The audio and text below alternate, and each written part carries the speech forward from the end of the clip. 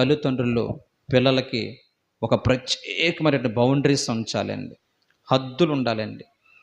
హద్దు మీరి మిమ్మల్ని వాళ్ళకున్నటువంటి కోరికలు అడగడానికి అవకాశము లేదు. ప్రతి తల్లిదండ్రులు కూడా కొన్ని బౌండరీస్ గీసుకోవాలి. ఈ హద్దులోనే మా పిల్లలకి సహాయం చేయాలి తప్ప, నాకు వచ్చేది 10,000 రూపాయల శాలరీ, వాడు ₹1,00,000 సంబంధించిన వస్తువు అడిగితే కనుక అప్పు చేసి తీసుకొస్తానని చెప్పేటువంటి హద్దు మీరినటువంటి ప్రవక్తను మనం కలిగి ఉండకూడదు.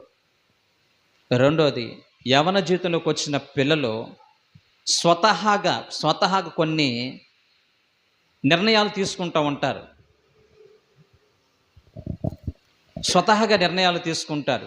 ఆ నిర్ణయాలు వాళ్ళ జీవితాలు ఎన్నో నష్టాలు, కష్టాలు తీసుకొస్తుందని వాళ్ళకు అర్థమయ్యేటట్లుగా బోధించేటువంటి తల్లిదండ్రులుగా మనం బ్రతకాలి.